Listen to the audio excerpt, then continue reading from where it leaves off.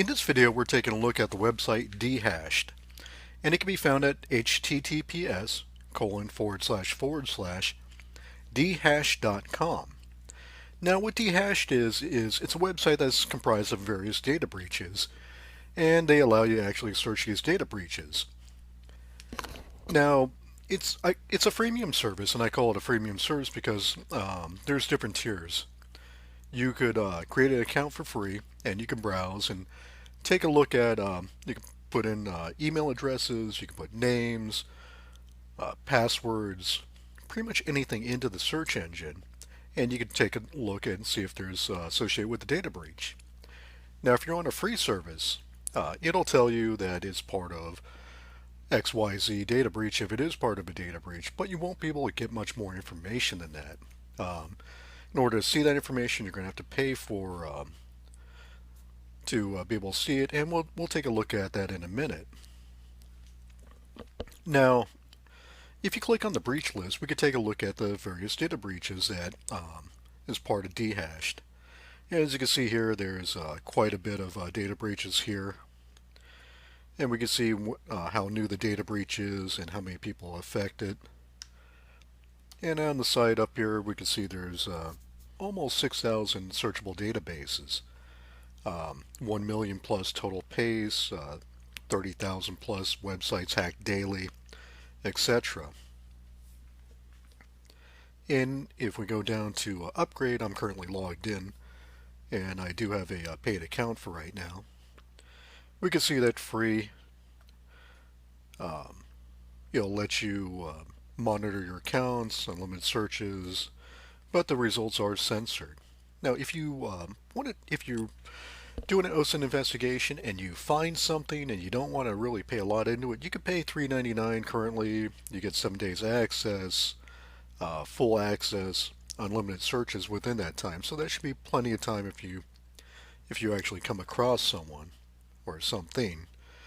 And if we keep going down here, looks like it's $11.30 a month or $129.99 for 12 months, etc.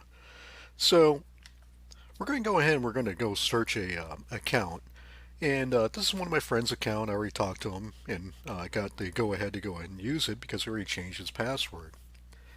Now, the important thing you want to do if you're putting a name, address, a phone number, or email address, or what have you, put it in quotes.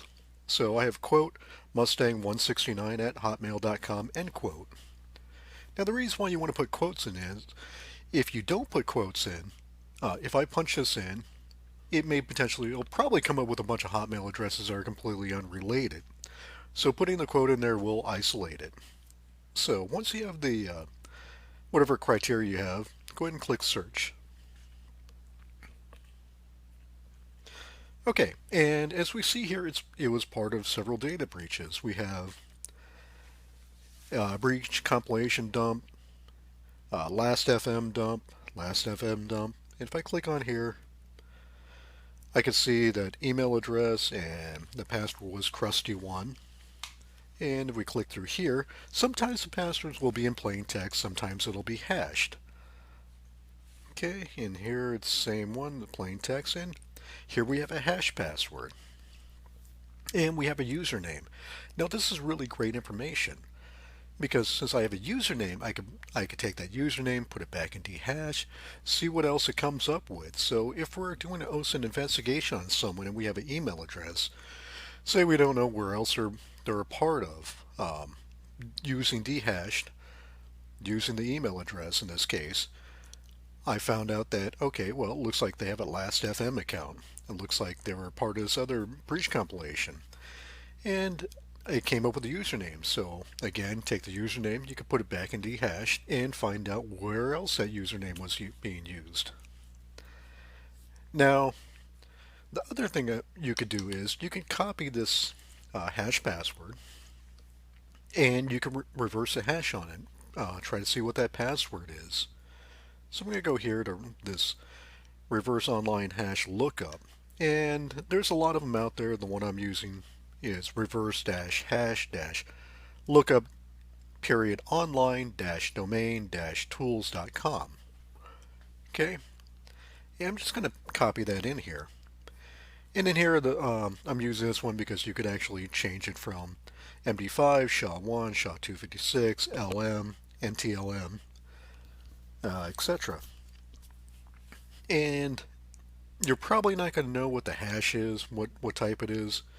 That's okay. Like for example, if I do try to do this SHA-1, I do reverse, it should give me an error message.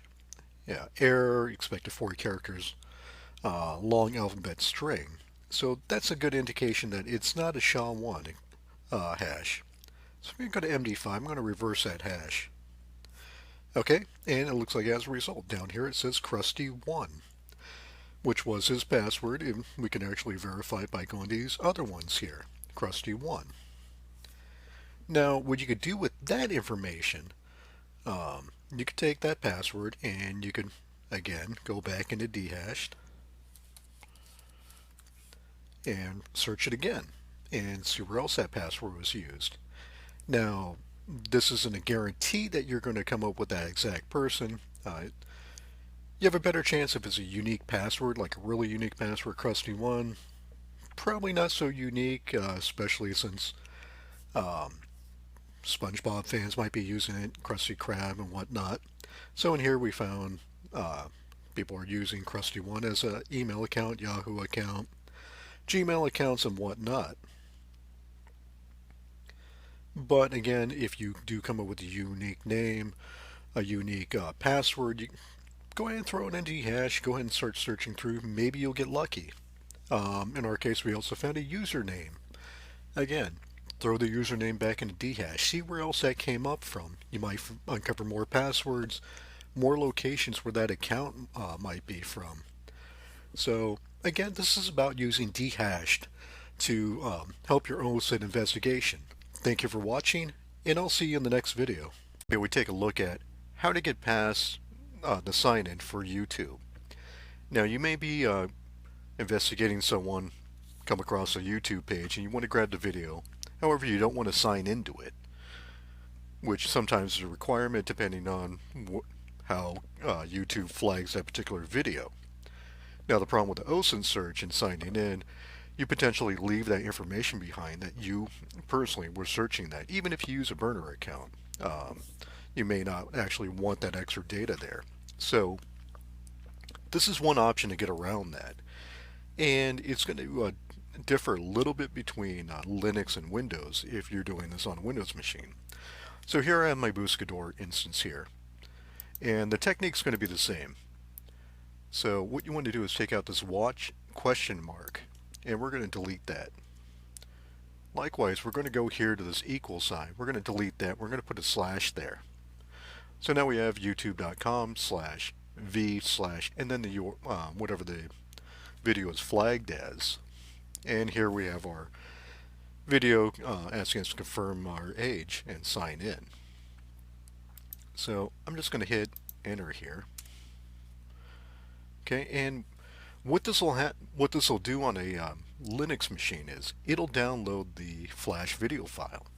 So we could actually just click save here and it'll save the video, which is great for us because now we could pull up this video, we could watch it offline, and we didn't have to sign in.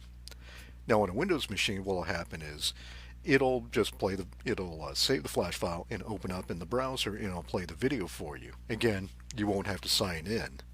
So again, this is one quick tip for how to get around a sign-in for YouTube for your OSINT investigation. Thank you for watching. Today we're taking a look at HookTube. So HookTube is a website that's found at hooktube.com. Now, there may be situations where your target has a YouTube video up and you want to view it, but you're kind of worried about them actually being able to see you're looking at by looking at the view count. Now, for most people, this probably isn't a big deal, but say if you're doing an investigation, you have to show this to multiple people, and it's going to really blow up that view count, and you just want to be extra careful about trying not to leave any sort of footprint behind. HookTube might be a good solution for you. So the way it works is, as we see here, you replace youtube.com with hooktube.com. So instead of https youtube.com/watch?v equals whatever, it's https hooktube.com/ and then the URL for the video. Now HookTube operates as a sort of a proxy where it allows you to view these videos, but it doesn't actually count up the view count. So I have an example here. So I have a YouTube video, and by the way, you don't want to actually do this. You don't want to actually navigate to the page itself if at all possible. The best thing to do is actually, if so your target has a YouTube video link or you get a link to the video, simply put the URL in your browser and take out YouTube with HookTube. So I'm going to do that. So we're just going to replace U with hook. And I'm going to load that page up. And here we go. So it was actually able to pull up the video here. And also allows us to download the video. Or if we want to actually watch it on the real source, we could click on watch on YouTube. And let me play this.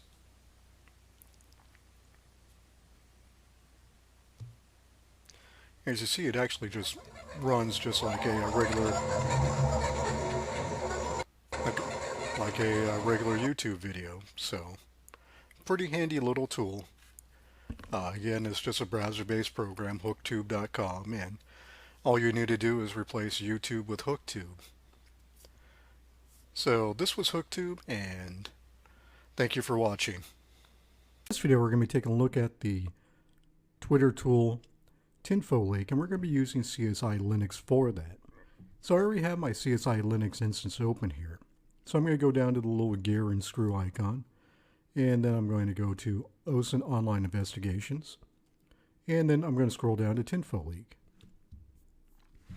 Now if you use Tinfo Leak in some of the other operating systems, it may look a little bit different. This is actually a pretty nice graphical front end for it. So if we look at Tinfo Leak here, we can see a lot of different options here. We can see user, and then we could put a place if we want to actually just pull a certain location, latitude and longitude. We could limit the number of users. We could limit the area by kilometer. We could select likes, lists, collections, followers, friends, locations, protected accounts, conversations, hashtags, mention, multimedia, word frequency, user activities, social networks, source applications, metadata. We could download metadata. We could show tweets, usernames, start date, end date, include words, exclude certain words, source application, retweets and whatnot, start time, end time. So you see, this is really granular, and there's a lot of options that we have for Tinfo Leak, which is one of the reasons why I really like this program when it comes to Twitter. So I'm going to enter a username in here. Okay, and then I have user checked. I'm just going to click some of these likes, dislikes, collection, followers, friends, location, hashtags, metadata, and then I'm going to put my start date here, and I'm just going to go back here to April 4. I'm going to have the end date set for 7/26, and then I'm going to click apply down here on the bottom. And you see right away it's actually collecting information here. And then it's going to have a HTML file here when it's done. Okay, so it looks like it's done. So we want to go to, I'm going to open the home folder here. You can browse to it however you want. So the location is going to be, click on file system here. It's going to be opt, and then Tinfo Leak, and then output underscore reports, and then it's going to be this HTML file labeled tinfoleak.html. And we can actually rename this too if we want. I could check this box here and make the output file whatever the username is, which is, if you're doing an investigation, I personally would actually check that because it would make it easier for me to go back later to pull the information. Okay, so I'm just going to open up that Tinfo Leak. I'm going to close that there, and it's going to open up an HTML file here, which is great. So here I have the icon used by this person. I have the little blurb that they have on the Twitter account. I have one account was created. It's not verified. It's not a protected account. I have a Twitter ID. I have a URL here. Location. I have time zones not listed. Geo enabled is not enabled on this account. And then I can see a little bit of charts here for the information here. Followers, friends, tweets, likes. And then I can actually click any of these links here if I want to make it quicker to just go down to something, like if I want to go to media. Otherwise, I can just scroll down here. I can see the different information here. Timeline activity, client activity, hashtags, tweets, details. And as you see, there's a lot of tangible data here. So it makes it really easy to track, really easy to kind of parse through this information here. And of course, it comes out as an HTML file, which is fantastic because it is easy to present and it's easy to kind of index that information. And again, this is TinfoLeak, and I'm using the version built into CSI Linux. You can download TinfoLeak for whichever version of Linux that you want to operate. If you're using Kali Linux, if you're using the Bouscador, if you're still using old version of that. But this particular version, I do like using one in CSI Linux. Thank you for watching. I'll see you in the next video. We're taking a look at WebMe. It's a browser-based program that can be found at webmi.com. That's WEBMII.com. Now, WebMe is actually a pretty cool program. So what it allows you to do is basically search for people and see what their visibility score is. Now, this comes in really handy for OSINT in a way that you could use this to potentially find more information on your target. The larger footprint they have, the higher the number is going to be, but more importantly, the more information you're going to be able to pull from this tool. Now, from a security point for, say, if you're looking to protect yourself and your online identity, you could potentially use this to search yourself to see what your internet footprint is, and potentially identify any problems or potential leaks before it hopefully becomes a problem for you. So I'm on the site right here, and there's a sign in here that you actually don't need to do. So on this box here, you just enter a first and last name. So let's pick someone like, well, let's do Bill Gates. All right, and I'm going to click search here.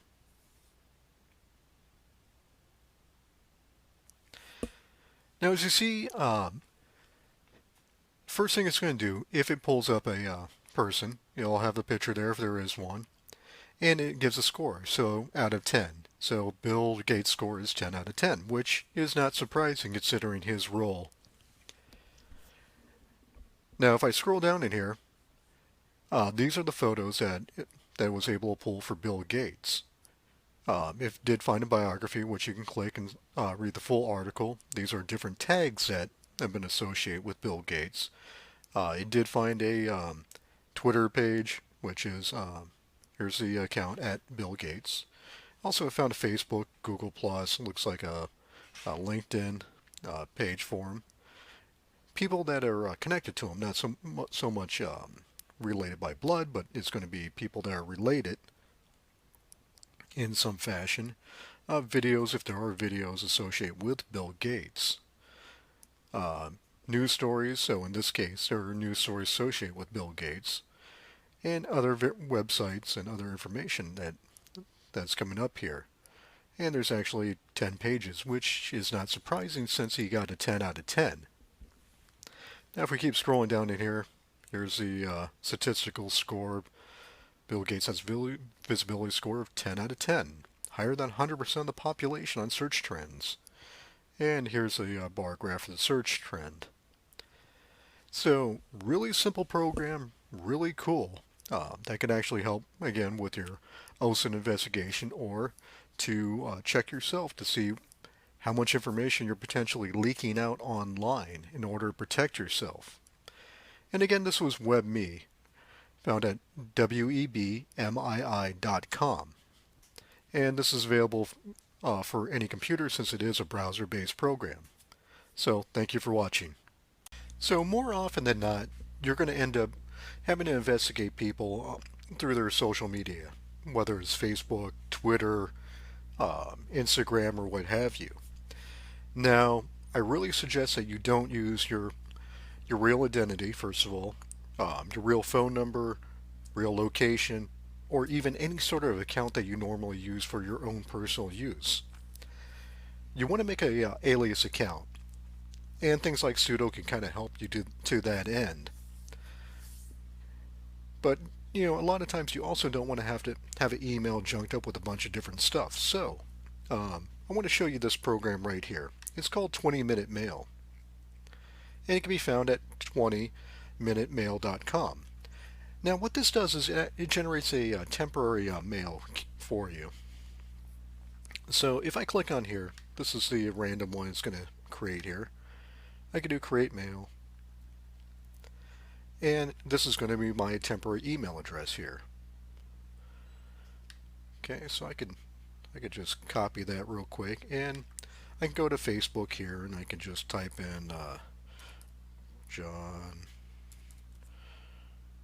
Doe, and instead of entering a mobile number, again, you don't want to associate any of your real accounts to this, mainly because depending who you're tracking, you don't want them potentially coming back to you, and also you don't want to alert them to so to if they know that you're an investigator, they might start deleting stuff. So having that separation is always a good idea. So I'm going to enter that email again and again, and I'm just going to type in a password.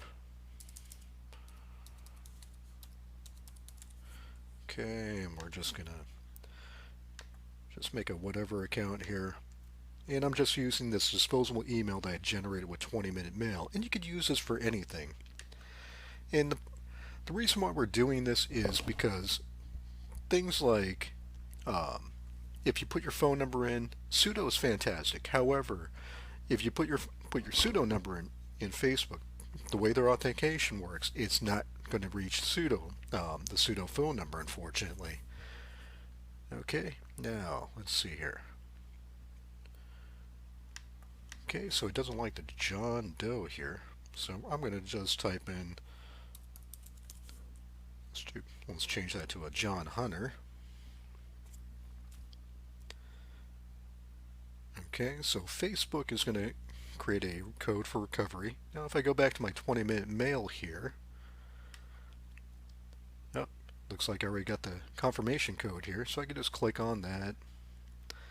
I can click on this number here, copy that, and I can paste it in here,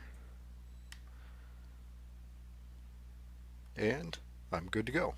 So again, 20-minute mail is a great temporary email program if you need to set up just a disposable email for whatever, whether you're creating a social media account to do OSINT work, if you need to sign up a certain program, you just need that registration key, but you don't want to have your real email junked up or potentially compromised, or tying that to your investigation.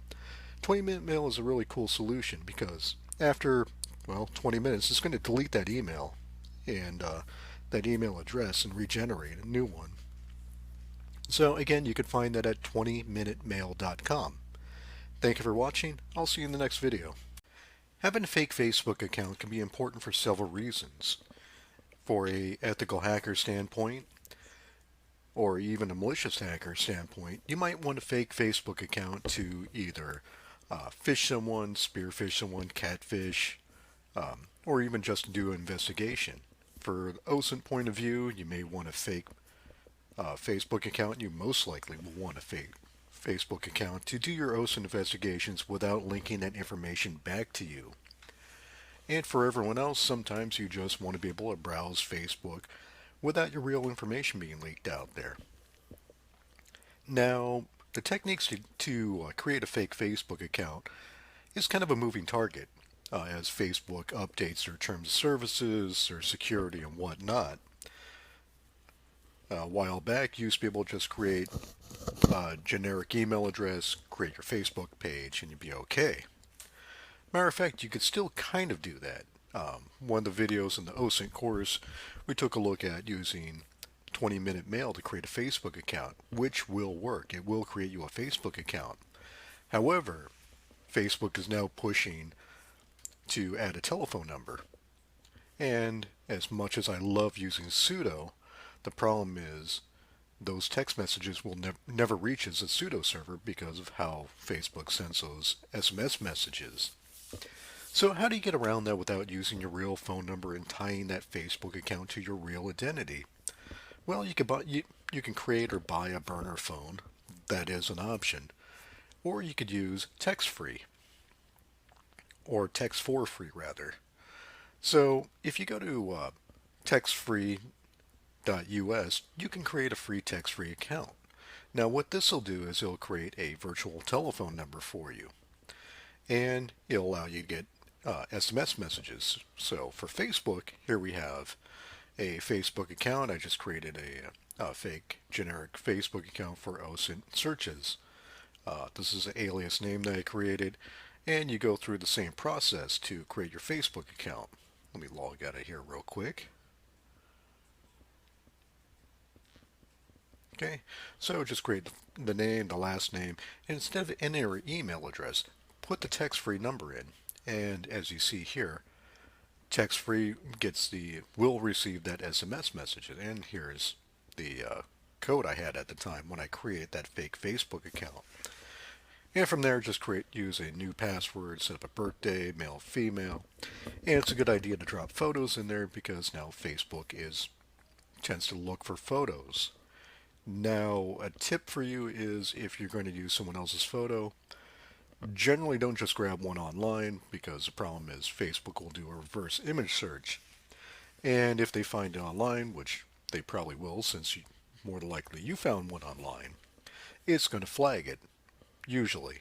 So there are some other services you could use, like this is not a real person to create a image, and you won't have to worry about stealing someone else's photo because they're all randomly generated. So again, this is how to create a fake Facebook account using text for free online. Thank you for watching, and I'll see you in the next video. In this video, we're taking a look at Facebook ID numbers. Now, every Facebook account is going to be associated by name or email address or telephone number, but there's another identification criteria in Facebook that people generally don't know about, and that's a Facebook ID number. And every user is assigned a unique ID number. Now, there's also a number of Facebook tools out there to be used, and we're going to be taking a look at some of them, but a lot of them do require a Facebook ID. So how do we find these IDs? Well, a really easy way is if we go to Intel Techniques and we use the tool that's built in here. And there's other websites and programs that'll do this for us, but I find this a pretty easy task because we could also send a bunch of other searches in there while we're in there. So I'm over on inteltechniques.com, and I'm going to click on Tools up here. Then on the sidebar here, I'm going to click on Facebook Profile, and we're going to take a look at the Facebook tool. Now in here, you enter the Facebook name. So for this example, I'm going to type in spam, so I believe it's spam brand. And I'm going to click go, and it comes up with the ID number. And that's the ID number associated to spam brand. Now, the other things we could do with this, which is pretty cool, is you could take that ID number, we could populate in here. Let me copy this real quick and paste it here. And if I click go, it's going to populate all sorts of stuff here. Now that we have the ID for that particular user, we can check places they visited, recent places, places checked in, places liked, pages liked, photos by users, and we can see quite a number of other search criteria that we could do now that we have an ID number. So again, every Facebook user will have an ID number associated to them, and we could find these ID numbers on Intel Techniques. And to be fair, there are other sites and programs that'll do that for us. But again, I find this really easy to use, especially since we can quickly populate these other fields here with other search criteria. So this is all about finding the Facebook ID for a user. Thank you for watching. I'll see you in the next video. In this video, we're taking a look at the site Facebook Down, or fbdown.net. Now, what FBDown does is it allows you to download videos from Facebook. And this is pretty obvious when in terms of OSINT why it would come in so handy. If we're investigating a target that has a Facebook page, they have media there, we can quickly download the videos. And it's pretty easy. So, once you're logged into your uh, generic or burner Facebook account, and you find the video, what you could do is you could right-click the video, and you could do copy link location. Then if you go back to Facebook Down, or FB Down, you can simply paste the URL in here, and you can click the download button. And from here, here's our video, and you can download the video in a number of force SD download, or you can do an HD download, or you can set the other qualities or fix the audio if there's audio or video issues. So this is pretty obvious why this would be a powerful tool.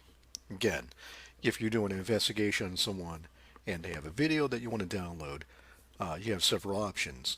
You could do HTrack to download the whole page. You could use some of the Firefox plugins to download media, or if you want to use FB Down is another great option to download those videos off of Facebook. So you could start profiling your target, grabbing evidence and whatnot. So again, this was all about FB Down and downloading Facebook videos. Thank you for watching. We're going to be taking a look at Maltego. Now, if you took the course previously, you may remember that we took a look at Maltego using Kali Linux. Well, since we're updating the course, we're using CSI Linux, which has pretty much all the tools that we're going to need or use. Also gives us flexibility of installing our own tools, which is always a good option. But CSI Linux also has the community edition of Maltego installed for us, which is going to be really great. So let's take a look at it. Right now I have my CSI Linux instance open right now. And I'm going to click on this icon here, the little circle with the three colored dots called Maltego. Now I'm going to click on here, and it's going to take a little while to start up here. So at the time of recording, the current version is 4.2. Now with Maltego, you are going to have to register for an account, which is going to be free. So go ahead and do that. And when you start it, there are a couple versions. There's the paid version, which is really good. If you're doing a lot of transforms, you're handling a lot of data, you may want to look at going with the paid version. We're going to be using the free version. Free version is also called CE or Community Edition. Now, the differences between the two is the Pro version. Again, will give you a much more transforms. In other words, a lot more searches that you could do as access to more tools. But the Community Edition, I think, is well worth using. It's a great program. A lot of free stuff in there. Great for doing things like taking a look at websites, digging through additional information, have I been pwned account breaches, a little bit of Bitcoin tracing, email tracing, and whatnot. So once you go through that, you're going to be greeted by this screen here. And again, the current version is Community Edition, the CE version, and it's going to be 4.2.7 at the time of this recording. So Maltego has some default transforms, and we'll transform essentially these little modules that we run here. And on the first screen here, this is a transform hub, which we can add or remove different transforms. So the nice thing is there's a lot of free ones in here, and you can click on install if it's free, and it'll install it for you. Now, if there's additional transforms that you want, some are actually paid, like the Kaspersky Lab one is paid. The PeopleMon, I would recommend installing this. And some of these are going to require an API key. Now, the API key, they make it pretty easy for you. You can actually email PeopleMon or go to the website, and you'll need to go through the different things that you'll have to set up for an API key. A lot of times API keys are free, not always the case, but if that particular module is something that you need or want, it is going to make your life much easier. So let's go through and we'll just install a few of these things in here. And you see it's pretty easy to install. So simply just click on it, installs. I'm going to Showdown's another great one. Again, you'll need an API key for that. I'm going to install social links here. And that basically gives you an idea how to install these different transforms. So let me let this one run through and I'll show you a quick demo on Maltego.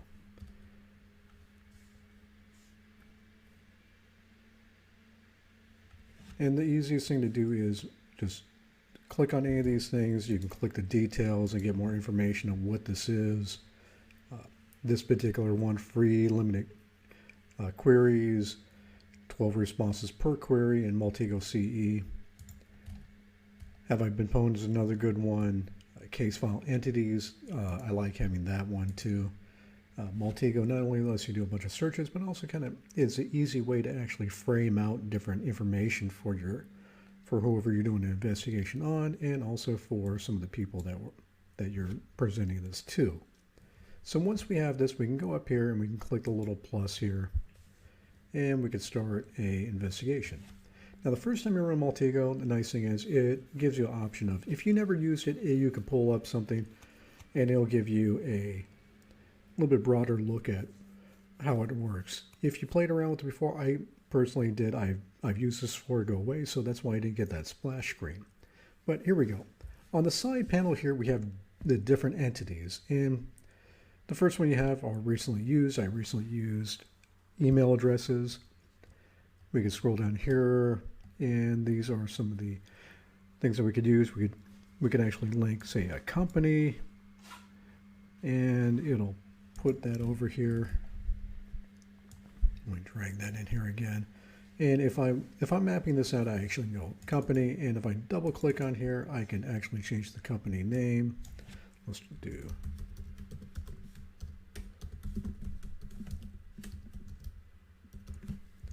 I could do a disposable game studio, for example. I could put notes in here. I click OK. And then if I want, I can actually start mapping that out to other things. Disposable game studio, link to a gang and whatnot. And this makes your graphing pretty easy for people to understand and follow. And also it's a great chart to kind of follow through if you're doing something like that. Now, other than that, let's get down to kind of how this works. So we can also do things like infrastructure mode. We can take a look at anonymous system AS, banners, DNS names. We can do domain lookups, IP address, MX records. A lot of great stuff in here. Software. There's some pen testing stuff. I want to take a look at, say, email. So you have an email here, and I want to take a little bit deeper look into it. I could drag this email address in here. I can double click in here, and I can change the email address. Let's try dispogames@gmail.com, for example. And I can put notes in here. Disposable Games Studio email. And if you want to add images, we can click the add button here. I'm going to click OK. Now, depending on what transforms you have, depends on what you can run against this. So I'm going to right click this here. And as you see, we have different options. We can do either run all the transforms, which are all these in here, or I could run specific ones. Say I want to run the threat miner only. I can click on run. And it'll run all the different modules in threat miner. Let me X out of that. Actually, there we go. And if I want to go back, I can click the back button here. And let's try all transforms. And again, it'll run through all these different transforms as long as I have whatever I need. So for the full contact, I need the API key, which I don't have. I'm just going to cancel that for now because I forgot about that one. So let's do the threat miner. I'm going to run that. And as you can see, while it's running, you can actually see what it's doing down in here. Email to APT notes, return entity. It's running the email through all these different searches here. So pretty useful. I've used Maltego a lot to try to link different information. Some of the information I actually pulled turned out to be pretty useful. There is no magic bullet, magic tool that's going to do everything for you more than likely. So some of these tools, again, In the past, I've ran Maltego. I've come up with great results at tying information to other things like pastebin files that I normally wouldn't have found too easily, but it pulled up a Maltego search. Other times I've used it, it hasn't pulled up anything at all. So if you don't find anything, don't get discouraged.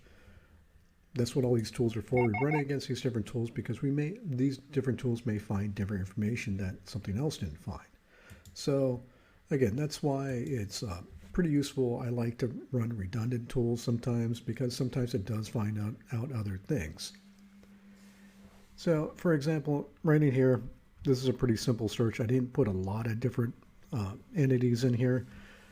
So the more things that we add in, the more features we have, the more it can potentially find. So just a basic search, I ran the Perturva CTASCE, and what that did is it determined, yes, disposable game studio email, this dispogames@gmail.com, that is a valid email address, and it is a Gmail address. So again, I would take a look at the different transforms, find out what's going to be useful to you. Sometimes I'll load in stuff that I don't think is going to be useful ever.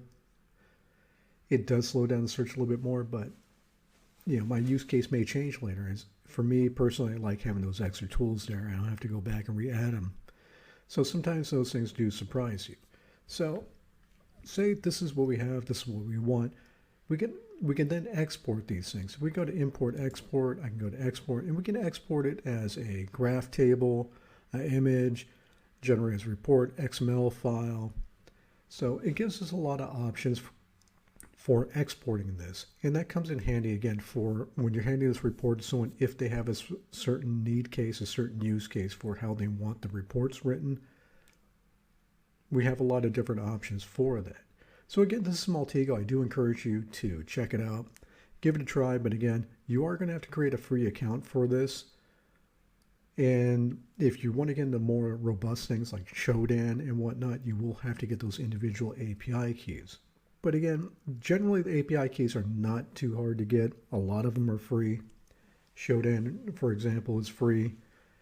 If you do a Twitter API key, you are going to have to register as a developer. In the last time I registered for an API key with Twitter, you did have to give them a reason why you want that API key. And again, this is the Maltego Community Edition. Pretty handy tool. I do recommend you checking it out. And if you have larger data sets, or you're dealing with broader searches, a lot of people that you're searching, you probably want to look at the paid version. But again, we're taking a look at the Community Edition, the CE version, which for pretty light work does work very well. And this comes already pre-bundled in CSI Linux. Thanks for watching. I'll see you in the next video. In this video, we're taking a look at a real scam. This involves Bitcoin and extortion. So I want to make this video because these kind of emails have been making the rounds quite a bit lately, and this is actually one that hit a user at the place I'm working at right now. So I took out some of the critical information like the actual email address and that, but let's take a look at this email. So in this email, the to address was spoofed, so it's actually spoofing one of the email addresses that user actually had. So if we continue on this email, it says, "Hello, my name is Dark. My nickname in Darknet is Zachary31." That tends to change. Even if it's the same person running this scam, they tend to change whatever their supposed dark name is, or darknet name is. I hacked your mailbox more than 6 months ago. Through it, I infected your operating system with a virus, Trojan, created by me and have been monitoring you for a long time. So your password is, or password from, and then they give the user email address, then they give the supposed password for that particular email. Now, the way that works is, typically the person will go grab information from a data dump. So I can buy a data dump for around $10, $20 or so. Grab a bunch of username and passwords, and that's what these people are typically doing. Or searching the internet and finding a data dump that was published for free. Now in here they'll look for people with email addresses and passwords that got leaked. These may still be valid, or they may be changed. They really don't know, and generally they don't care. Because once they send these emails out, when a person generally sees, oh, this is my email, and this is really the password that's associated to it, they begin to panic whether they actually did anything wrong or not. And that's how these scams work. Now let's continue with the email. Even if you change your password after that, it doesn't matter. My virus intercepted all of your caching data from your computer and automatically saved access for me. I have access to all your accounts, social networks, email, browsing history. Accordingly, I have the data of all your contact files from your computers, photos, videos. I was most struck by the intimate content sites that you occasionally visit. You have a very weird or very wild imagination, I tell you. During your pastime entertainment here, I took screenshots to your camera of your device, synchronizing with what you're watching. Oh my god, you're so funny and excited. I think you don't want to all your contacts to get these files, right? If you are of the same opinion, then I think that $837 is quite fair price to destroy the dirt I created.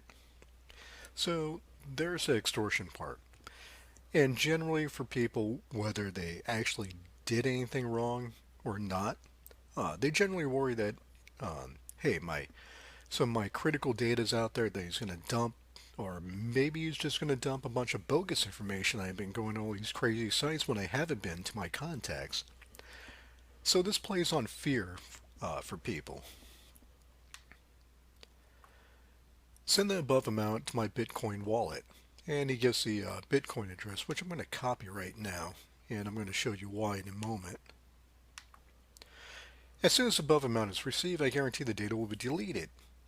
I do not need it. Otherwise, these files and history visiting sites will get all your contacts from your devices. I'll send to everyone your contact access to your email access logs.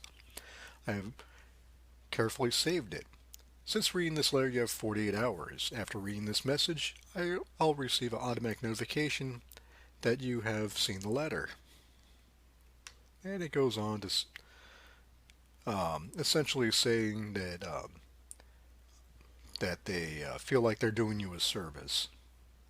So let's break this down a little bit. Supposedly someone has your email and password. So in general, again, that usually freaks people out because, let's be honest, people usually have really bad passwords, and they have a bad habit of recycling passwords. That's why you shouldn't recycle passwords if all possible. The legitimacy of this is, a lot of people say, yeah, that is my email, that's my password, or that used to be my password. As you notice, they contextualize it by saying, even if you change your password, I still have access. So that also freaks people out. But again, this generally comes for data dumps. So you do want to keep that in mind, that in that regard it's kind of worthless. But they are trying to scam you, they are trying to get money from you. And if you're doing OSINT, then this gets a little tricky. So Bitcoin are designed to be anonymous, so it is kind of hard to track them. What you can do is, there are certain tricks where if you send a certain amount of Bitcoin to someone, you can kind of trace where it's going. I don't recommend actually spending money or giving any amount of money to anyone that's trying to scam you or extort you. But in order to help alleviate some fear from people, if you're doing a OSINT investigation for someone, again, they don't have to do anything wrong.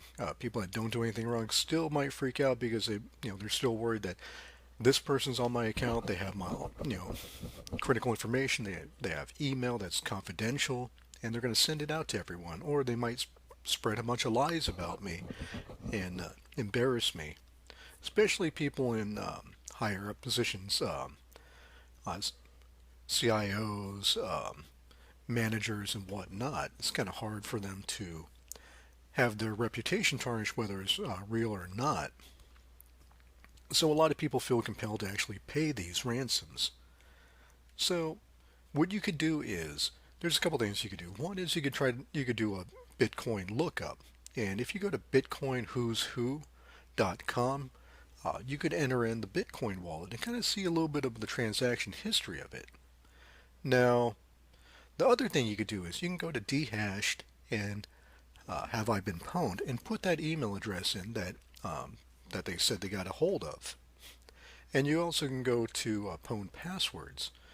I generally like to use all these sites. You put the email address, you put the password in. That way you can say, hey, your email has been part of 8 data breaches. Dates back at this time, which kind of matches this information here. Your password has also been came up in a data breach. It's been part of these breaches, so this is where this is coming from. You know, so this is how they got your information. It's not they actually hacked your account. This is your actual information. That point, you tell the user, change your password if you haven't changed it already. If you're using Gmail or other similar services, make sure you sign out of all the accounts, review the security check to make sure that no one's been logging your account. Chances are no, they haven't logged in your account, but it's always good to run that check. Now let's go back to the Bitcoin address lookup. So I'm going to paste this in here, and we have their Bitcoin wallet. I'm just going to click the little magnifying glass and start to search. Okay, I'm going to give that a second. There we go. Okay, so this is pretty cool. So we can actually see quite a bit of history on this. So we can see this Bitcoin address appeared on 4 websites. I can click this to see what websites they've been on. There's the wallet name. The current balance is almost 1 Bitcoin. And, well, you can see there's 8 transactions, which when I looked this up yesterday, he only had 2. So apparently he got a few more people. Now, you can look at the first transaction. If we click on scam alert, we could see all these people that reported this is scam. And again, this can add legitimacy to your report when you're reporting back to someone and say, hey, this is a scam, don't pay it. Here's a bunch of scam alerts for that particular email. And you can see all these are sextortion, hack, blackmail, and whatnot. And if I click on any of these things here, you can see it's a similar format. My nickname is Darknet, and the name has changed. KelB27. I hacked through your mailbox 6 months ago and infected your operating system with a Trojan. Your password is blank blank blank. So essentially it's the same email address again. And the other thing I like about running the Bitcoin wallet through here is some of these other ones here, people did get additional information, including the IP address. And again, you can take that IP address, you can run it through an IP tracer, and if you do that, you'll find out this person's from South America, which kind of lends credibility to why his English is a little broken. So he's not a native United States individual. So that's all great information. And again, this will really go a long way for when you put in your report that saying that, hey, don't pay this. You can see all these people report all these different scams. And if I click on here, I can see the different websites. It's come up on scamsurvivors.com. This Twitter post is talking about it. Another Twitter post talking about it. We could take a look at the transaction history. So we could say that we could see this Bitcoin wallet paid, that address, and how much they got, and on the time and date. So that's additional interesting information just to have. Again, it's going to be pretty hard to trace it back to the actual individual, but it is interesting to take a look at what the pattern of this is. And also, you can run this through Maltego if you want to verify this information, which I did yesterday. When it had 2 transactions, those transactions also appeared in Maltego. Same amounts, same wallets, and whatnot. So, again, if you really need to prove that to your client that, hey, this is a scam, this is all the things that's been going on with it, The way you can kind of verify the information is dehashed, have I been pwned, pwn passwords, Bitcoin address lookup, which is bitcoinwhoiswho.com, and then run a Maltego scan. So this is all about Bitcoin scams and sextortion scams. Thank you for watching the video. In this video, we're going to be taking a look at OSIRT, which stands for Open Source Internet Research Tool. Now, this is a Windows-only program, and while I normally don't recommend using Windows for OSINT research, you may be in a situation where you don't have a choice. Either you have to work on a Windows machine, or there are certain programs that you want to use, or some other case. So OSIRT can be found at osirtbrowser.com. And as I said before, this is a Windows-only program, so it runs on Windows 7, 8, 8.1, and 10. It's designed for law enforcement officials, but it is open source, so it's available to everyone. Now, if we take a quick look at the page here,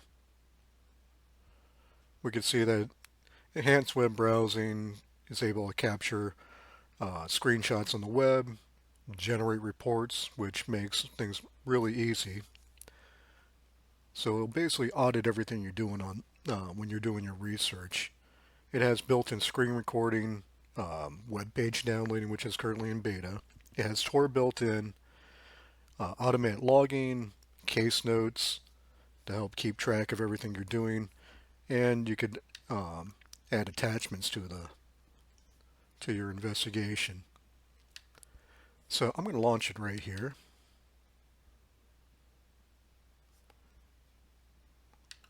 And in here we have create a new case. You can load an existing case. You can view the audit log. Now down in here you could restore or extract a case.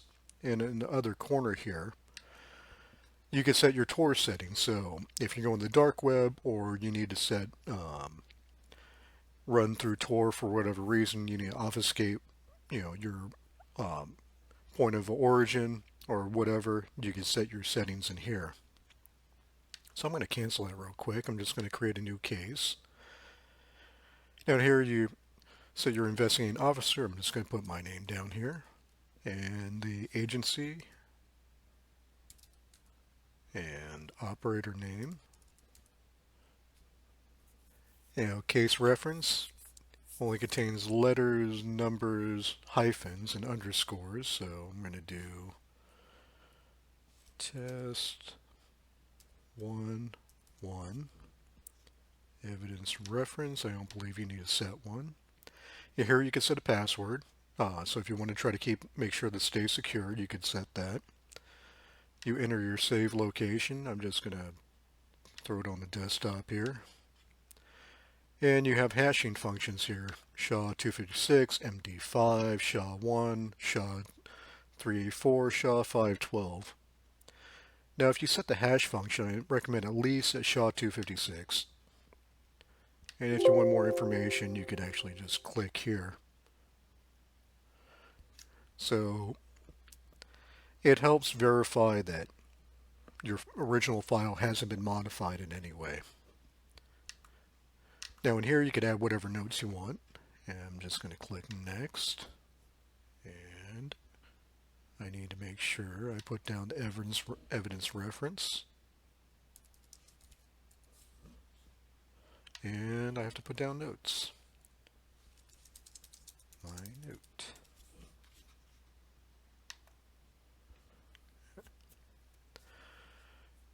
Okay, so now we're in our browser. This is actually based off of Chrome. So in the upper corner, just like any other browser, you have your home. Go back, go forward, reload your page, and here we can capture a screenshot. And see in here, it takes a screenshot. You can save it as PNG, PDF, JPEG. It creates a file, automatic file name, a date, time. There's your SHA-256 hash. Again, you could use that to make sure that no one modified your evidence there. What's handy also is it tells you the URL you grabbed that from, and you can put your notes there. So I'm just going to cancel that since I really don't need it. Now in here you can start a video capture. This is fantastic. So if you need to prove the methods that you use during your investigation, you can click this button here and it'll start recording everything you do on here. So if I do this, I put down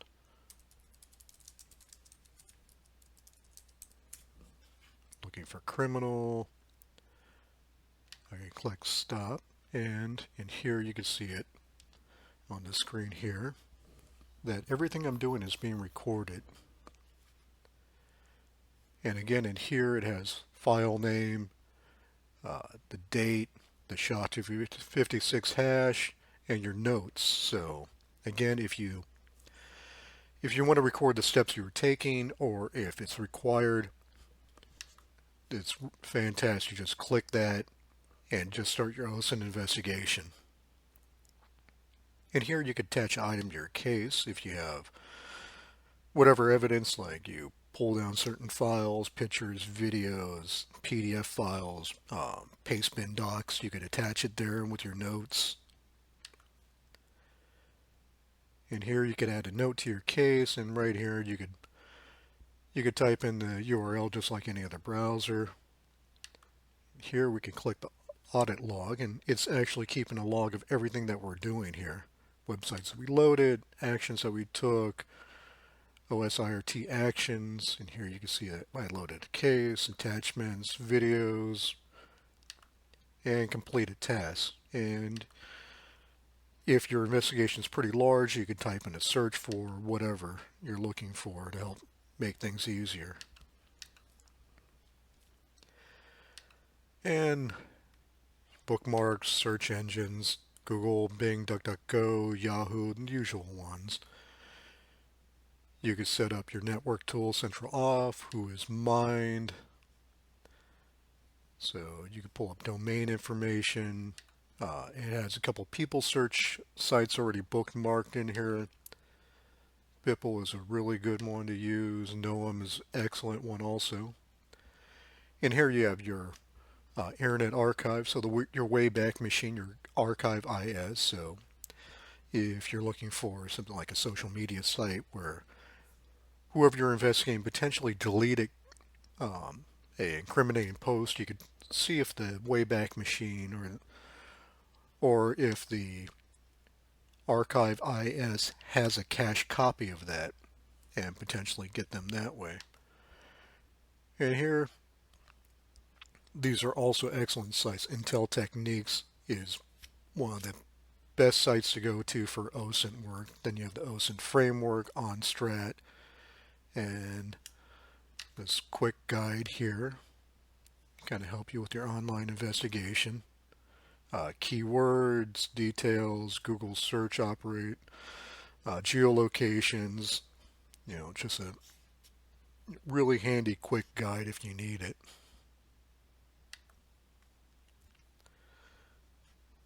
Okay, so all in all, again, this is an excellent tool if you have to use a Windows investigation. It just makes things a lot easier. Attachments, archiving everything, logging everything on here. Again, this was the OSIRT browser, and it can be found at osirtbrowser.com. And again, this is a Windows only tool. In this video, we're taking a look at Exfil tool.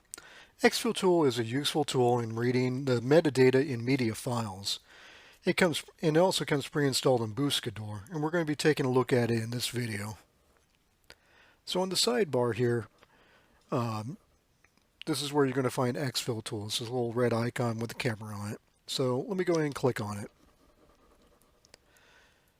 So to start off, you just want to click this Load Images button down here.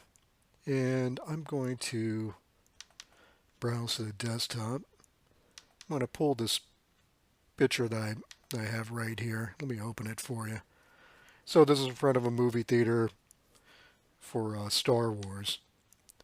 So the interesting thing is, if you're doing OSINT and you find photos on your target, great thing to do is start loading on programs like Exfil tools. See if there's any metadata in there to pull more information out.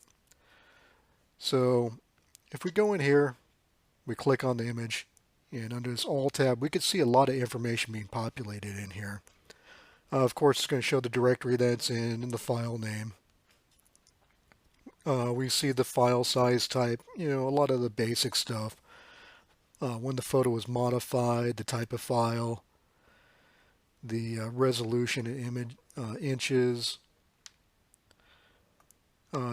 So far, a lot of standard information. Now down here is where things start getting a little interesting. So you can also see the make. So the picture was taken with a Nokia device. It actually tells you the device model number. So it was a Lumia 1020, which is actually true. That photo at the time was taken with a Lumia 1020 phone. And if we keep going down in here, we can see a lot more information: the aperture, light metering, color, the zoom, and all sorts of information. So you can pull a lot of great information out of here.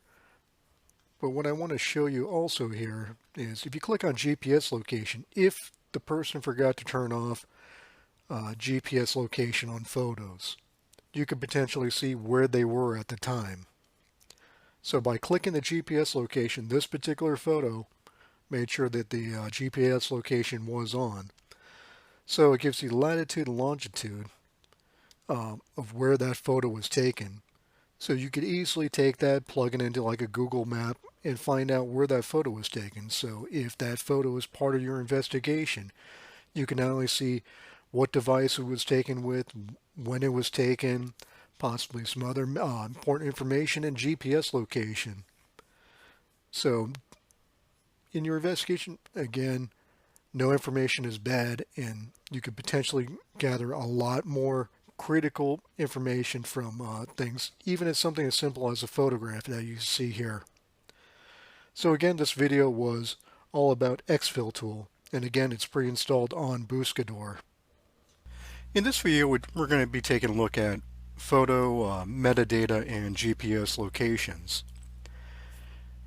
So there may be times where your target is posting photos up, and there may be information that you're going to be able to pull out of those photos. So in this example, this particular photo I know has a GPS location on it, and I blurred the photo for a couple reasons I'll go into in a moment. So once you have your image file from your target, you could either right-click it and open with, and the program we want to open it with is Exfil tool. So let me go ahead and run that. So once the program's open, unfortunately it doesn't actually import that file, so we're going to have to click on this button here on the bottom. It says load images, so I'm going to go ahead and click that, and then it's going to open up your viewer here. So before I get into that file, let me show you one of these here. So these are the two photos that are included in Buscador. So I'm going to click on one of these real quick, and it's going to load the image in here. So if I click on this image, it's going to start populating data over in this field right here. And we could actually just, if we want to isolate the data, we could do things like click on the Exfil, see what the tags are, XMP, IPTC, GPS location if there is any, and whatnot. I'm just going to click on the All tab here. So when I click on the All, it's going to have the file name, the directory found in, file size, the modified date. So typical file information. For example, if I just right-click and do properties on it, I'm going to be able to see pretty much the same information here. That it was this was on a iPhone 4, Apple product, ISO speed rating. This is going to give you a little bit more information here. So let me actually open up another one here. And if I click on this here, as you can see, it's going to have a lot more information here. So resolution, digest, it has the creator tool. So this was actually, it looks like Adobe Photoshop CS6 on a Macintosh. So a lot of interesting information here. And we can go, if you dig in farther, you can see some of the other information in here, bits, processing, and whatnot. So potentially you could pull a lot of information out from this, even though it didn't have any particular GPS location on this one. Um, Even still, we know that when it was modified, that the software was edited with Adobe Photoshop CS6 on a Macintosh, so that again that could help profile our target. So let me pull up one that actually has some GPS information on it. So I'm going to click on Load Images and let me browse to the desktop here. And as you can see here, this image here is pretty blurred out. I went through and blurred out the whole image. You could probably tell that it's a little puppy in the picture. But let me go in here anyways. So again, you can see it was Adobe Photoshop. If we scroll down in here some more, we can see some of the resolution stuff when it was edited. And let me click on GPS location. So this particular photo, the person that took the photo didn't turn off the GPS location on their device. So a lot of times phones will have it on by default, and certain programs will have it on by default also. That's going to come in real handy for us because if we have the GPS location information, um, quite simply we could find out where they were at the time, which could really come in handy if you're trying to track down the location of a target. So in here we have the latitude, longitude information, timestamp, altitude, GPS latitude reference. And this still came up even though this photo was obviously edited. Even though the target edits a photo in this manner by blurring it out or overlaying it or putting filters on it, it doesn't scrub the metadata and also doesn't scrub the GPS location from it. So that's going to be real important to keep in mind. With that said, certain sites scrub it for the person. Places like Instagram. When the photo gets uploaded, Instagram automatically scrubs that metadata from those photos. So you're probably going to have a hard time if grabbing the photos and searching for relevant information off of that, short of doing a reverse image search. But again, um, if you pull photos from your target, I would recommend doing a reverse image search and also running it through Exfil tool. See if you can pull out GPS information or any other pertinent information from this. Again, this was uh, photo GPS location. Thank you. In this video, we're going to be taking a look at family trees. So family trees can be a really useful thing for people. It can map their family history, relatives, and a number of other things. Family trees are also excellent for OSINT work. For scammers, family trees are fantastic because, say, a scammer wants to target someone that's older, a grandparent maybe. Typically, what someone will do is they'll find a grandparent or an uncle. They'll contact them and say that their nephew. Maybe their nephew's in jail and they need help. They need money sent to them right away. You know, I'm stuck in a Mexican prison. Um, could you please send a prepaid Visa card to bail me out of jail, uncle? For legitimate work, family trees can be great for helping verify information on a target or potentially finding more information on a target. Maybe you could find your target's sibling. Maybe that sibling has a Facebook page that they share more information about your target, that your target doesn't normally post up. So family trees can be really, really useful. Anything to build a broader profile on your target is always going to be great. So a couple sites to check out. One is genie.com. Is GENI.com. So in here, you could just go in here and type in a name. So let me type something generic in. John Doe. And let's see if it actually pulls up anything. Okay, so in here we actually have several John Does. Um, Again, you could actually search through here, potentially find your target, see if they actually posted a family tree online. And here actually we do have a someone that did come up. Other places to check out are ancestry.com. That's a really popular one. Um, if someone did ancestry.com or a number of these other ones, take a look at their Facebook page. Sometimes people will do full family trees and they'll post them online.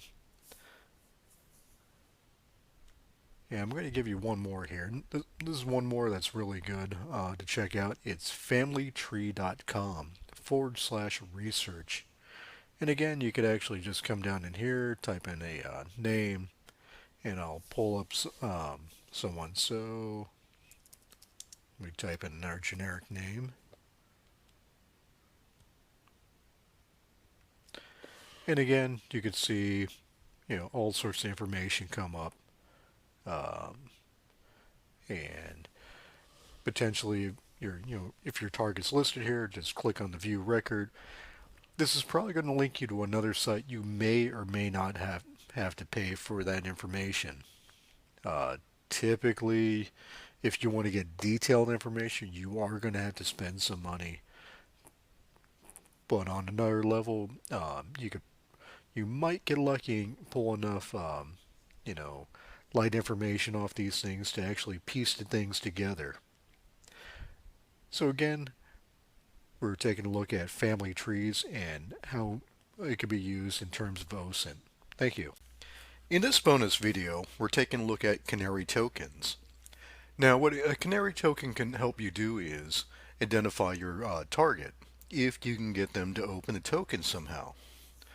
So the way it works is you can create a Word document, a PDF. You can embed it in a website. You could use this for, say, honeypots. If you have a website that you're worried about people cloning, you could actually put a small piece of Java code in there with a canary token, and it's going to alert you when someone tries to clone your website.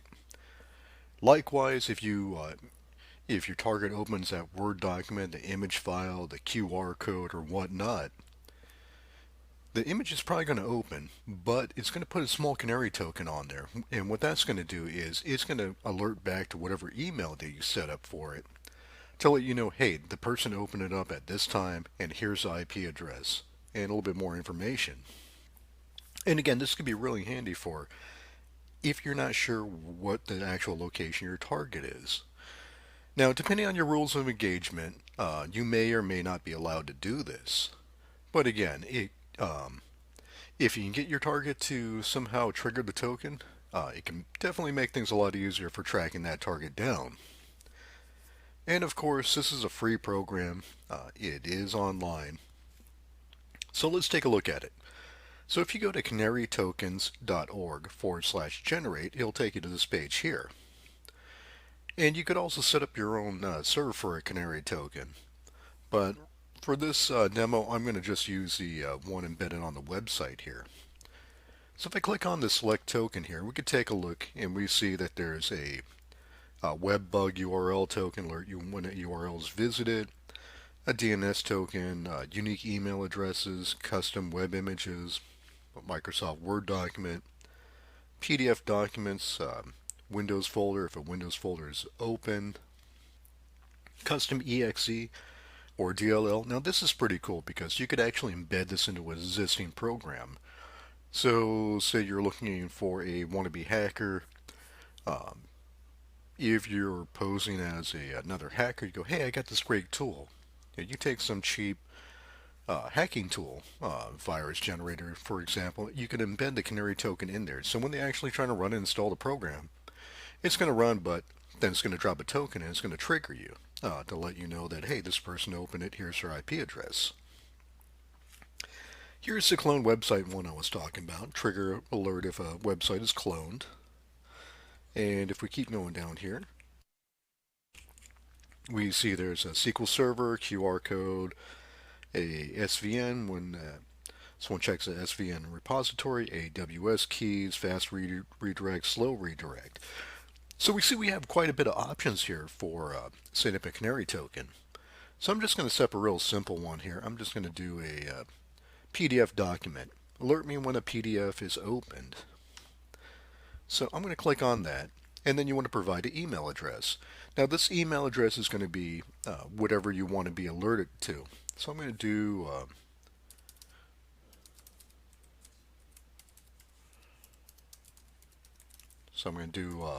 one of my email addresses here. And in the next section, you just want to fill out whatever note that you want. So you can do Adobe PDF token triggered, and you can do create your token. So as you see, it was pretty quick. I'm just going to download my file here. And here's some ideas for use. Drop it on a Windows network share, leave it on a file server in an inaccessible directory, or detect web server breaches, or attach an email with a tempting subject line. So I'm going to download the file here, and it's going to have some really funny name there. Now, of course, you could rename this thing if you want. Like I could rename this thing to passwords. Those are probably going to be a pretty tempting thing to take a look at. So if I double click on this here, it's going to open up and it's going to be a blank PDF file for this one. Now for the PDF you do need to be careful because at least on mine it's warning me, hey, it's trying to connect to this. So for the most part, most of them, like the image, the QR code, I haven't seen any warning messages. But if you do a PDF one, you do want to be careful. So I'm just going to do allow for this one, assuming either the person doesn't pay attention or they don't get that error message. Okay, so I'm going to close this out here. And I see I have an email here. And hey, my canary token was triggered. And if I scroll down in here, we see DNS, the time, stamp, the canary token value, Adobe PDF token when triggered, and that's the message I put in there, and the source IP address. Now the other thing you want to be careful of is if you're target savvy enough to be using a VPN, so in my case I am running a VPN here, the source IP might not be correct. So in this particular case, this IP address is not my real IP address or location. So there is that caveat. So it could potentially help you isolate down where your target is. But again, you do need to be careful of VPNs. But this is just another tool, and again, this is free, that could potentially help you out with your OSINT investigations. So thank you for watching, and I'll probably see you in another bonus video. Thank you. So it's test time. We're going to take everything that we learned and apply some of it to a little quiz I put together. Now don't worry about it. You could always pause the test at any time and you can retake it if you don't pass it. You are going to need 100% to pass this test, and we're going to have an actual series of tests that we're going to be taking. Now again, if you have any problems, any questions, go ahead and reach out to me and go in and feel free to ask me. But I think you're going to do great. Just remember, take what you learned in this course and apply it towards this particular test. I don't think it's a super hard test, but it will help you use what you learned in this course to find out the information that I'm asking in here. As always, good luck and happy hunting. For your first test, you're going to take this building, and the image is going to be stored in the description of this video. What I want you to find out are the following things. What's the name of this building? When was it built? And where is it located? So, pretty easy using what you learned in this course to find out that information, and once you do, you can take the test in the next section. So good luck out there and happy hunting. On our quiz, we're going to be doing some OSINT on a person. Now, in the past, I've been a little apprehensive about doing a actual live OSINT search, but I decided to use a very public figure, Dwayne Johnson. And what we're going to do is we're going to have a series of questions that you're going to have to dig in and try to figure out information about this person that pertains to the test. Now, this is all publicly available. You should be able to use whatever you learned in this course to dig through and find out information about this. So go ahead, follow those questions and answer them. You are going to need 100%. However, if you don't pass for some reason, go ahead and you retake the test again. If you have any questions or problems, go ahead and let me know. But again, with the tools that you learned through here, I think that you're going to do just fine. Thanks for watching and happy hunting. So for this test, we're going to be doing OSINT on the telephone number. So using this telephone number, we're going to be digging through and finding out additional information, basically pivoting off of that to find out the other answers to this test. So as always, you should be able to do fine. If you don't pass it for some reason, go ahead and retake it. And if you have any questions or problems, feel free to get a hold of me. As always, thank you for watching and happy hunting.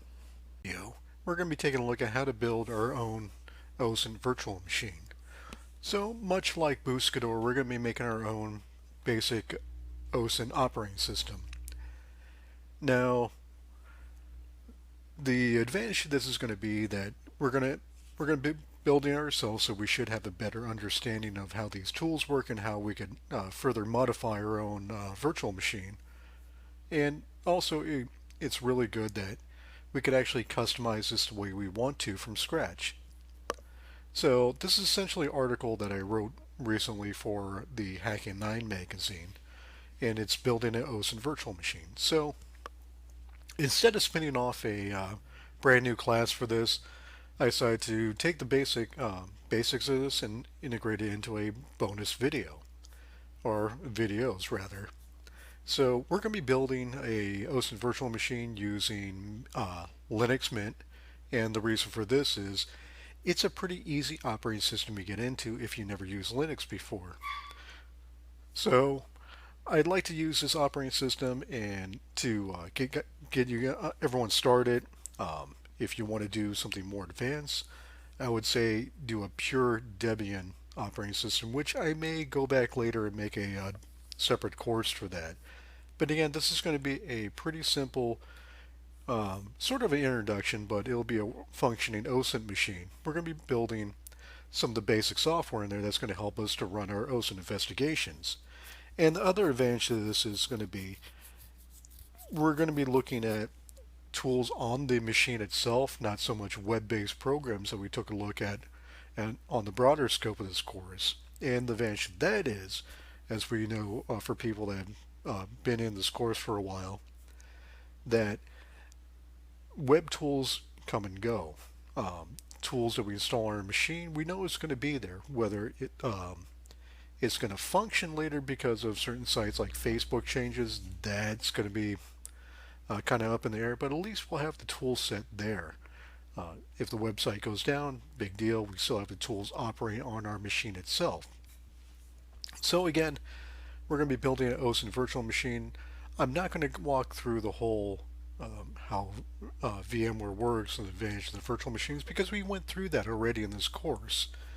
So when we start, we're going to be just jumping straight into installing the operating system and then the tools and kind of how and why. So again, thank you for watching this bonus video. Hope you enjoy it and happy hunting. We're going to be using Linux Mint to create our OSINT virtual machine. So let's head over to the site. Now, if you head over to linuxmint.com/download.php, it'll take you to the site here. So the version we're using is currently at the time of this recording is 19.2, codename Tina. So I'm going to choose the Cinnamon download here, and that's generally the more popular one. If you know what you're doing, you could try Mate or XFC. This is the one I'm going to choose. So in my case, I have a 64-bit system, so I'm going to choose 64. Now, if you're not sure if you have 64 or 32-bit, you could check your operating system. Or if you want to be on the safe side, just choose 32-bit. Now from here, you just want to choose whichever mirror is going to be closest to you. Now in order to save time, I already went ahead and downloaded the file. So as we know, we're going to load up VirtualBox. I'm going to click on New, and I'm going to type in Linux Mint Demo OSINT. And you can name this whatever you want. Okay, I'm going to leave it in the default location. It already picked up Ubuntu as operating system, which is essentially what the base operating system is going to be. I'm going to click Next. Now for memory, I recommend at least 2 gigs of memory. You can get away with 1 gig if you need to. Okay, I'm going to create the virtual disk. I'm going to move this to, give it about, I would say 30 gigs if you can. Minimum I would say is about 20. Do create. And there we go. Okay, now if I go ahead of time, I can go to system here, or display rather, and we can give the video memory 128 megs, which is going to speed things up a bit. And if we go down to system, let's see, yeah, system and processor, I'm going to change this to 2 CPU. And I just want to get this stuff out of the way now. Okay, and let's see, for the graphic processor, you probably will get some error messages on VirtualBox when you're doing the virtual machine. So in order to get around this, we could actually click this graphic controller here, and we could do VBox, VGA, and you want to click on this Enable 3D Acceleration and click OK. Alright, now we're going to start up our virtual machine here. Okay, and we're going to click on the folder here. We're going to choose the ISO, and I'm going to select my ISO from Linux Mint and click Open and Start. Now this is going to be a pretty straightforward install. So let me expand this out a little bit, and we'll have to wait for the automatic boot. Okay, so we'll give this a moment here.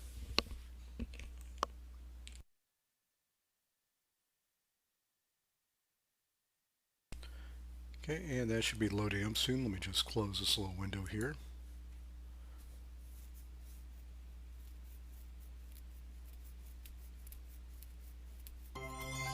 Okay, and when you first start, it's going to give you kind of a load up a virtual machine here.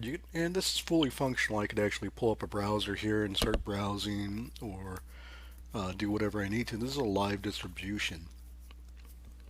But that's not going to do a lot of good for us for OSINT machines. So I'm going to click on this Install Linux Mint here. And we're going to go ahead and install the operating system. Give that a moment here. Now, this is pretty straightforward again. Just choose your language. I'm going to choose English. I'm going to click Continue.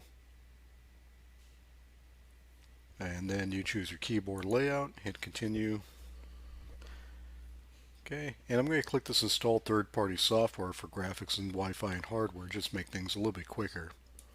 If you want to do a cleaner install, you could choose not to, but you'll have to go back in and start installing stuff manually that you'll want. That's generally pretty easy process to just click that, so that's why I'm doing that. Make this as seamless as possible. So we want to erase and install Linux Mint, and don't worry, this is going to erase the virtual machine, not our actual hard drive. So I'm going to do install now. Okay, I'm going to click continue. Okay, and we'll give that a moment there. Okay, now choose your region. This is essentially going to be for time zone and whatnot, so I'm going to click continue. And then you want to name it something. I'm going to type in OSINT, and you can name this whatever you want. Choose your username and choose a password. I'm just typing OSINT, make things easy. Okay, and I'm going to click continue. And if you really want to, you could encrypt the home folder, but this is a virtual machine, I'm not going to bother. And I'm going to click continue. Okay, and we're going to let this install. I'm going to pause the video while it installs, that way we're not wasting a bunch of time. So I'll see you in a moment.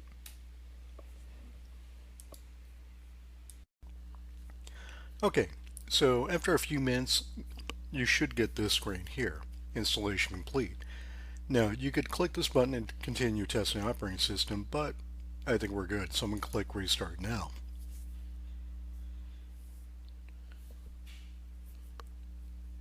Okay, and when you get this message, please remove the installer medium and press enter. It's assuming that it was installed from a CD or DVD. So I'm just going to click enter and enter again, and it should reboot. There we go.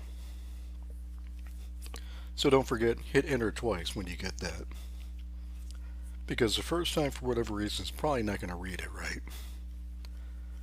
Okay, and here we go. Here's our operating system. I'm going to click this X here, and we have our operating system. So I'm just going to log in with my password that I chose.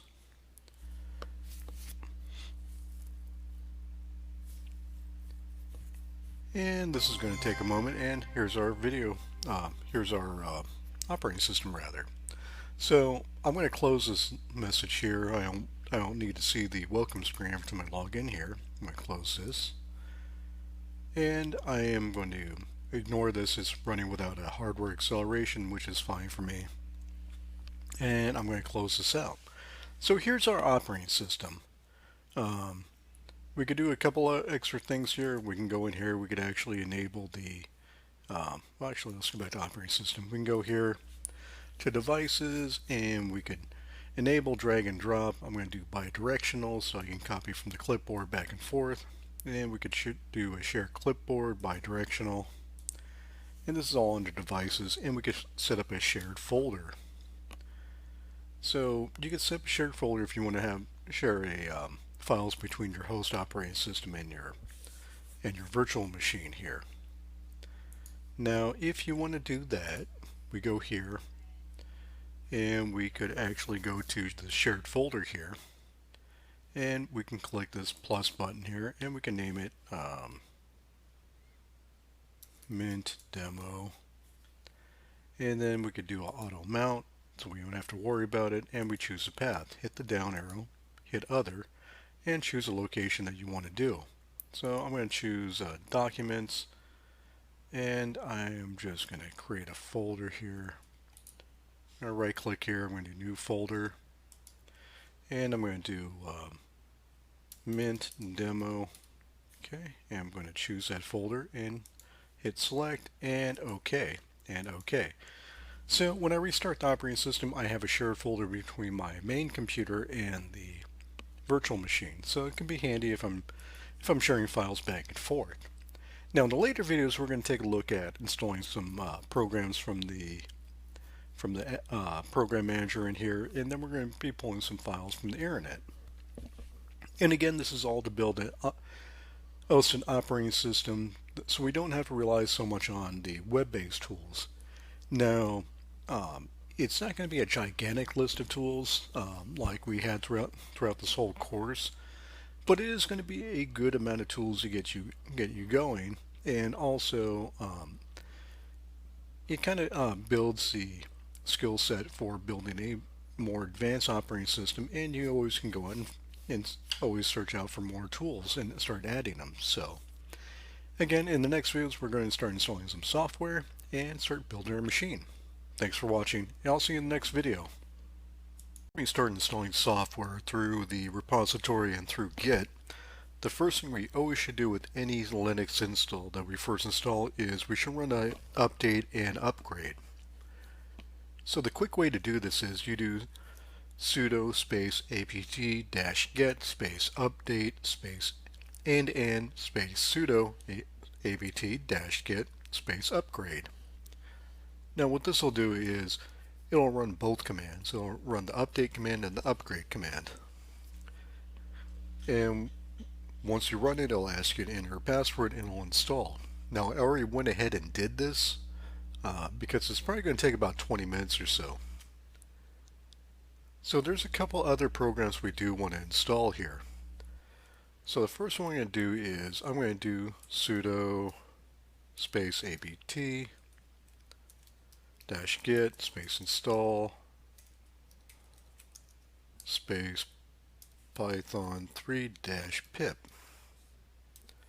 And these programs are going to be essential for some of the additional programs that we're going to be running. So go ahead and enter your password and click yes, and it'll install pip3. Now, since there is Python 2 and Python 3, we are going to be installing both versions of pip. Okay, so that was a pretty quick install. I'm going to clear the screen here so we can install the next one. Next one, we're going to do sudo space apt-get space install space get. And what this will allow us to do is we could install software from one of my favorite repositories, GitHub. And we could simply run the git command, the git clone space. And we saw that with the Bouscador videos. Okay, we'll give that a moment to install. That should be pretty quick also. Okay, clear the screen out. Now we're going to do sudo space apt-get space install space python -pip, and that's going to install the Python 2 version of pip. Okay, let that run through, and we're going to have one more after this. Okay, close this out, and we're going to do sudo space pip space install space -- upgrade space setup tools. And what this will do is this will update the pip tools. Realistically, it should already be installed since we just installed pip, but I run that occasionally just to make sure because it can run into problems later. Okay, so in the next video, we're going to be starting installing some programs from the repository, and there's two ways to do it. Either you could simply type in the program and search for it, or you can pull it from the different categories. But you'll see that when we get to that. So I'll show you that in the next video, and I'll see you there. Thanks for watching. Some software from the software repository for Linux Mint. Now I have my Linux Mint instance open here, so I'm going to click on the icon here, and we're going to go to Administration and then Software Manager. Now the first time you launch the Software Manager, it may take a little while for it to launch because it's going to cache all the programs on there. Now if we take a look in here, these are all the different programs that we can install through this repository, which saves us time of going out and going to each different site, pulling down the file, and trying to run the program. So we could do this a couple different ways. So as you see here, there's different categories. So accessories, internet, sound and video. I'll just click on one of these to kind of give you an example. So if I go in here, I can see different programs. I can see KeyPass, KeyPass 2. If I click on it, you can see the description for it. I can click install. Pretty easy. So what I'm going to do is, the other option is you can actually just type in here whatever the program is, and you could actually start pulling up different programs from here instead of actually going to individual sites. So let me actually go KeyPass X.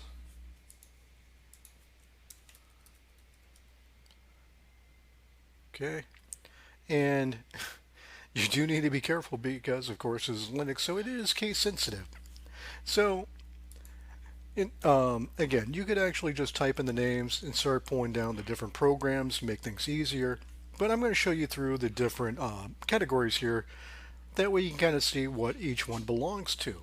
So I'm going to go to accessories, and the first program I'm going to grab is KeyPass X. Now, KeyPass X is an important program because it allows you to store different passwords, notes, and whatnot in an encrypted state. So, of course, it's going to be really handy because it's going to help secure that information.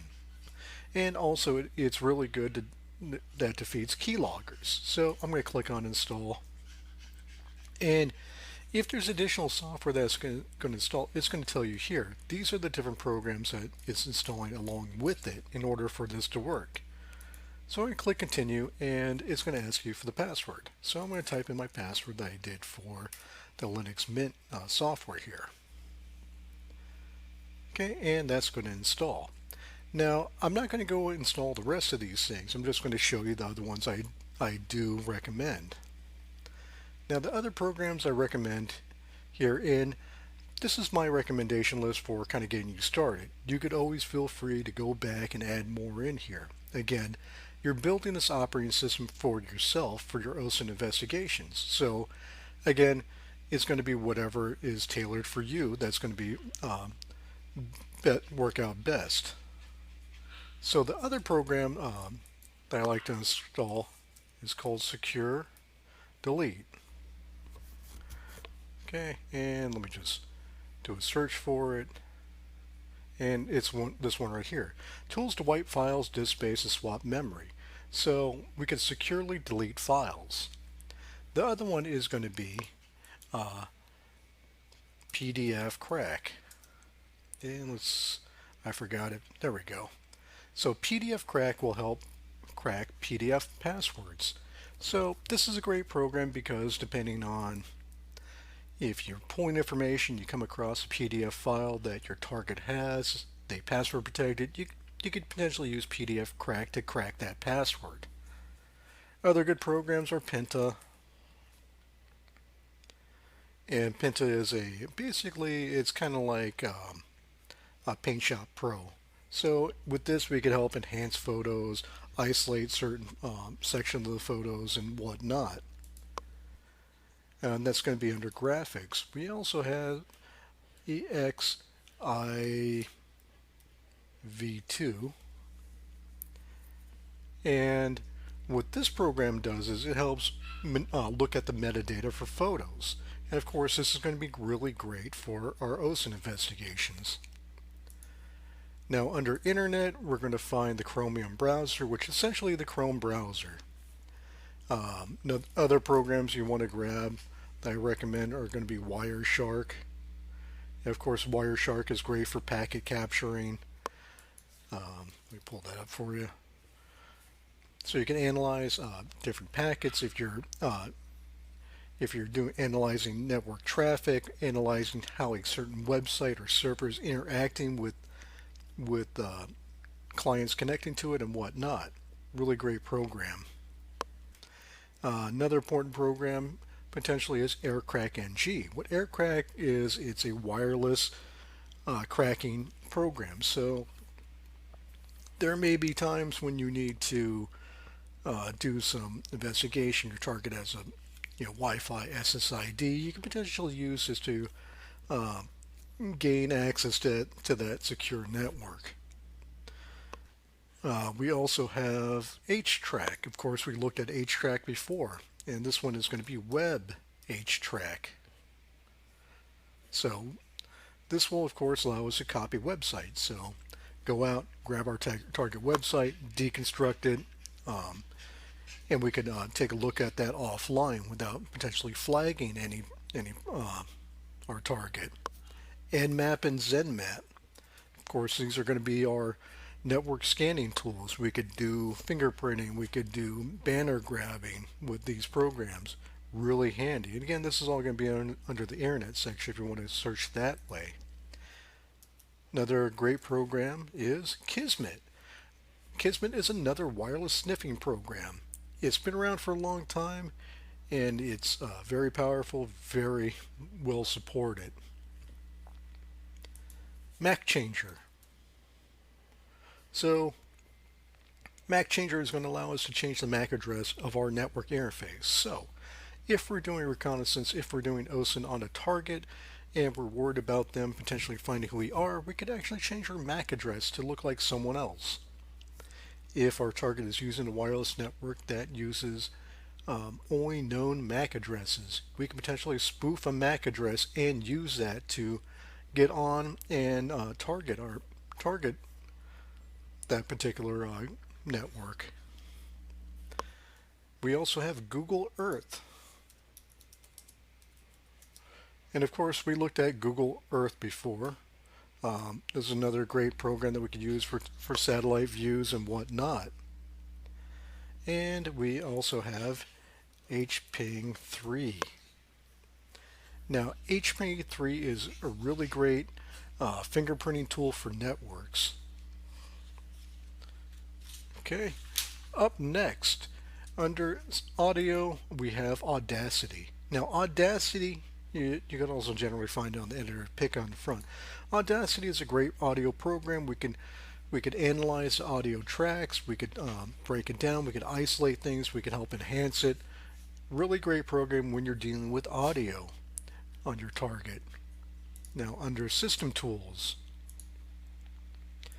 we have BleachBit. BleachBit is a great program for deleting unnecessary files and help purging them from your computer. So if you want to make sure that things are securely deleted, BleachBit is a pretty good way to go. We also have Terminator.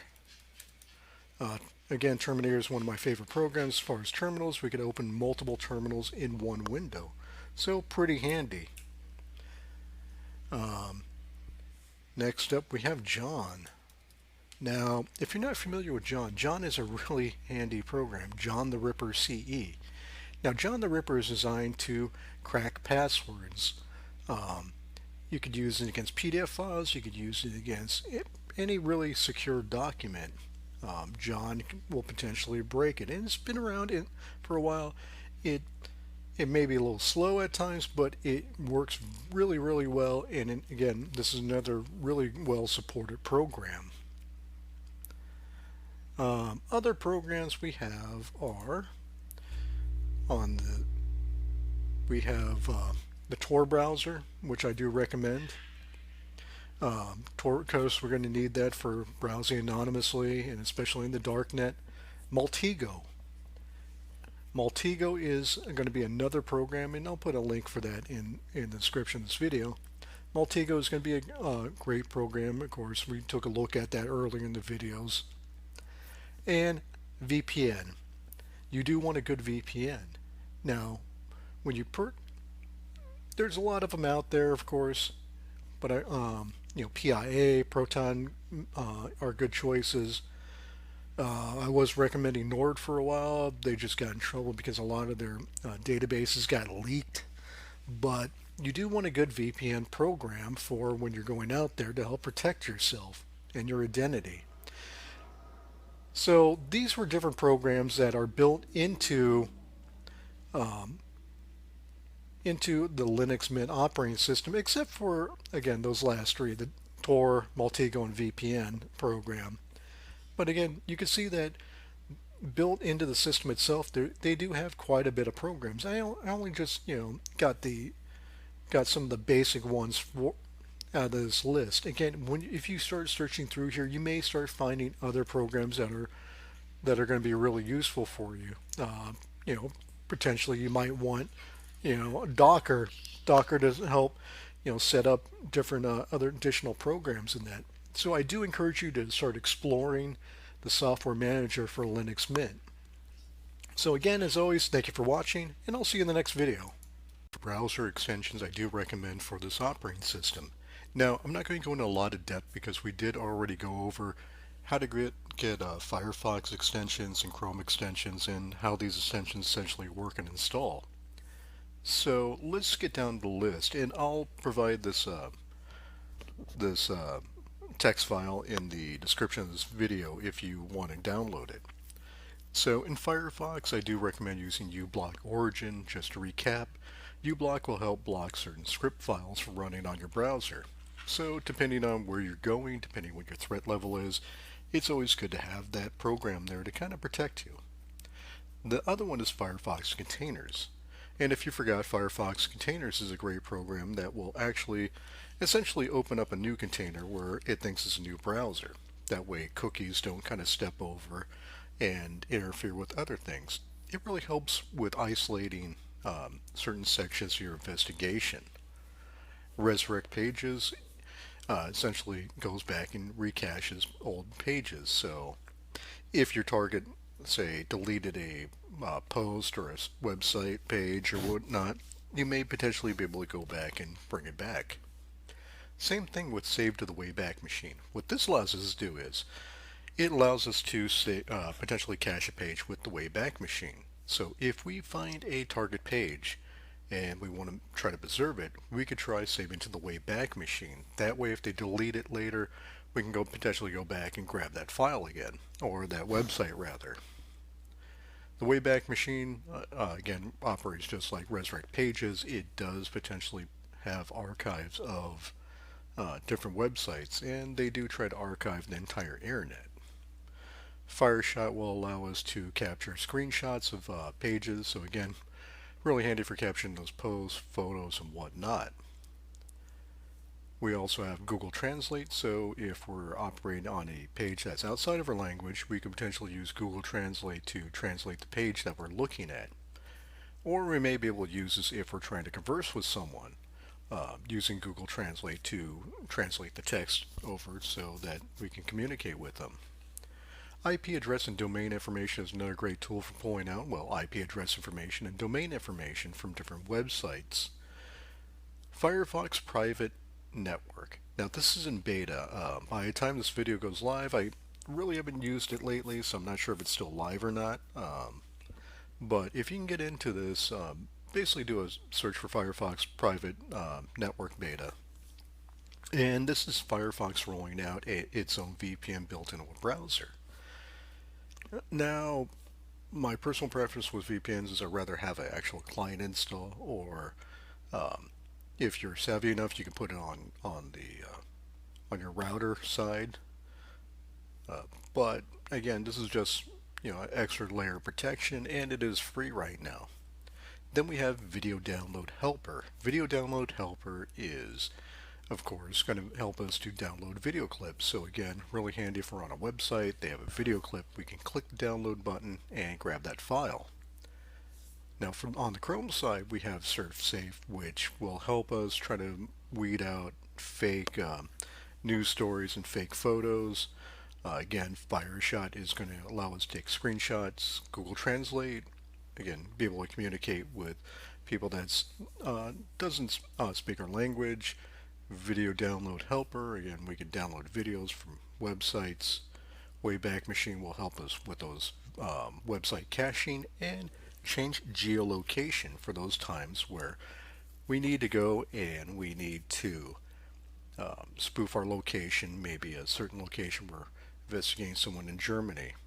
And it might look a little suspicious if we're on the website with a US IP address. So we use change geolocation to spoof our location to Germany, where it's less likely to raise awareness. And I do believe I forgot one, user agent switcher. Again, that'll change the browser to look like other browsers, either mobile or otherwise. So I can make this my computer or VM look like, well, a iPhone.